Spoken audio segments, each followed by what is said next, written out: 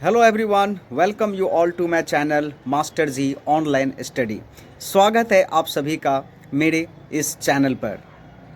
आज हम लोग एक ऐसे प्रश्न का हल करने वाले हैं कंपाउंड इंटरेस्ट से, जिसमें रेट जो है वो पर एनम में है, but the condition is the interest is compounded half yearly.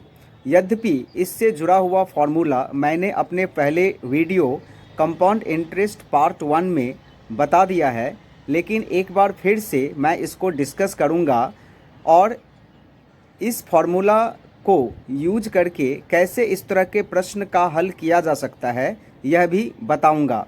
तो आइए हम लोग एक नज़र डालते हैं सवाल के ऊपर और इसके बाद मैं आपको इसका हल भी बताऊंगा, इसके सॉल्यूशन को भी बताऊंगा और साथ ही में ये भी बताऊंगा कि आप इस ट्रिक से और इस तकनीक से, इस मेथड से इस तरह के किसी भी प्रश्न का बड़े ही आसानी से कैसे हल निकाल सकते हैं। तो आइए हम लोग देखते हैं सवाल और इसके सॉल्यूशन को। तो यहाँ पर सवाल जैसे कि आपकी स्क्रीन पर है, calculate the compound interest on ₹15,000 at 10% per annum compounded half yearly for 1.5 year. तो यहाँ पर टाइम क्या है? 1.5 year. Principal is ₹15,000। Compound interest निकालना है when the rate is 10% per annum. ख्याल रहे, the rate is 10% per annum and the condition is interest is compounded half yearly. तो आइए सबसे पहले हम लोग पी, आर और टी के वैल्यू को लिख लेते हैं। What is P here? P is ₹15,000। तो हम लोग पी इक्वल टू 15,000 रुपया लिख लेते हैं। इसके बाद हम लोग रेट लिखेंगे जो कि है 10% पर एनम, और टाइम जो है वो हम लोगों का 1.5 ईयर है। यहाँ पर एक चीज़ गौर करना है, the rate is 10% per annum, तो इसको यही रहने देना है। This equal to don't write 5% per half year. इसी तरह से टाइम भी 1.5 ईयर है, तो इसको भी हम लोग एज इट इज यानी कि 3/2 इम्प्रॉपर फ्रैक्शन के फॉर्म में रहने देंगे। This equal to don't write 3 half year, क्योंकि अगर हम लोग इस तरह से लिखते हैं तो फिर हम लोगों का ये फॉर्मूला जो कि अभी मैं लिखने वाला हूँ, A equal to P into 1 plus R upon 200 to the power 2t, जहाँ पर t क्या है? टाइम है। ये गलत हो जाएगा अगर हम लोग रेट को आधा कर दें और टाइम को 3/2 year equal to 3 half year लिखे तो।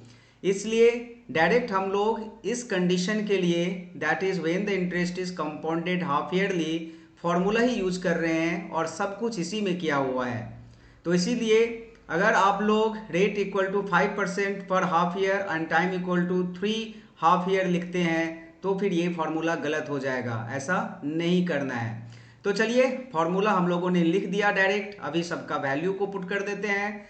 पी के जगह पर 15,000 लिख देना है, उसके बाद 1 plus 10 upon 200 to the power 2 into 3/2।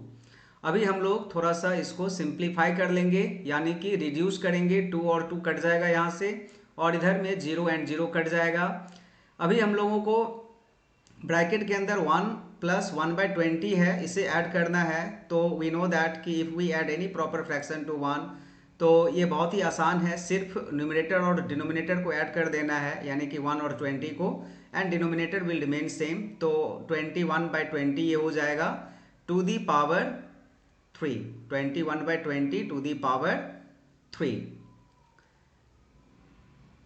अभी हम लोग क्या करेंगे,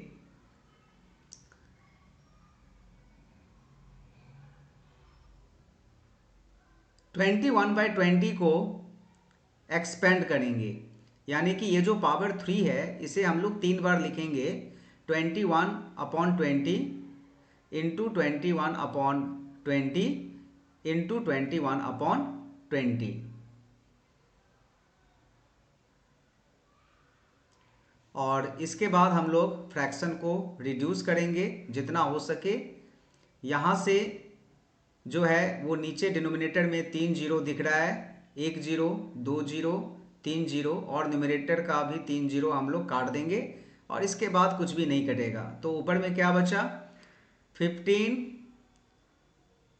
इंटू 21 इंटू 21, चलिए इसे यहाँ पर लिख देते हैं ताकि वहाँ पर कुछ और काम कर सकें, into 21 into 21 divided by there are 3 2, यानी कि 2 2 4 2 8, तो यहाँ पर डायरेक्टली 8 लिख देते हैं। अब इसके बाद जरूरत पड़ेगी कैलकुलेटर की, तो चलिए हम लोग कैलकुलेटर ले आते हैं। वैसे आपको तो ये कैलकुलेशन करना पड़ेगा, लेकिन समय बचाने के लिए मैं थोड़ा कैलकुलेटर को यूज कर लेता हूँ। तो यहाँ पर मल्टीप्लाई कर देते हैं 15 को 21 से, फिर 21 से, और फिर 21 से। तो नंबर आ गया हम लोगों का 1,38,915 और डिनोमिनेटर है इसका 8। तो चलिए एक बार लिख देते हैं 1,38,915 डिवाइडेड बाय 8। और अब हम लोगों को क्या करना है, इस नंबर को डिवाइड कर देना है। तो चलिए एक बार फिर से कैलकुलेटर को इस्तेमाल करते हैं और 1,38,915 को 8 से डिवाइड करके देखते हैं क्या आता है। आया है 17,364.375।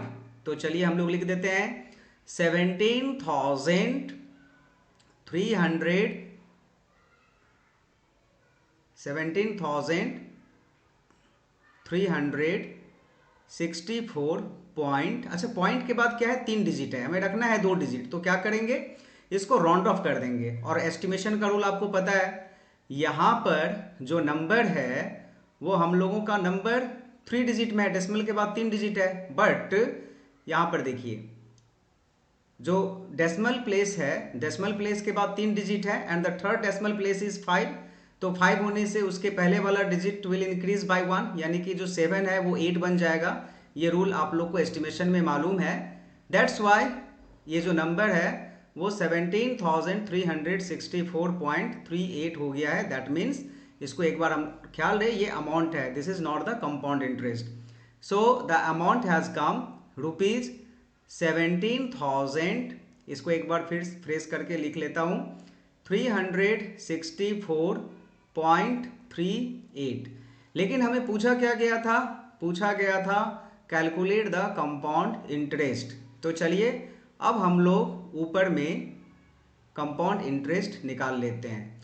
तो what is the formula of compound interest, compound interest is equal to a minus p, that means amount minus principal. What is amount here? The amount is 17,364.38. What is principal? Principal is 15,000. तो 15,000 लिख देंगे और इसको subtract कर देंगे। तो subtract करने से क्या नंबर आएगा, 2,364.38 rupees 2,364.38।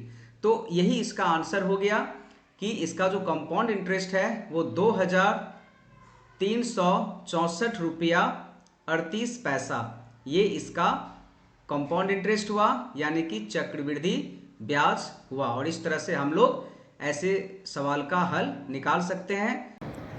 Thank you for watching my video till the end, और आशा करता हूँ कि आप लोगों को टॉपिक अच्छी तरह से समझ में आ गया होगा। Thank you very much. और अंत में एक अपील है कि subscribe the channel and press the bell icon to get the notification of all my new video, so that जब भी वीडियो अपलोड हो, कोई नया वीडियो, तो उसका नोटिफिकेशन आप तक सबसे पहले पहुँचे और आप उस वीडियो को आसानी से देख पाए। धन्यवाद।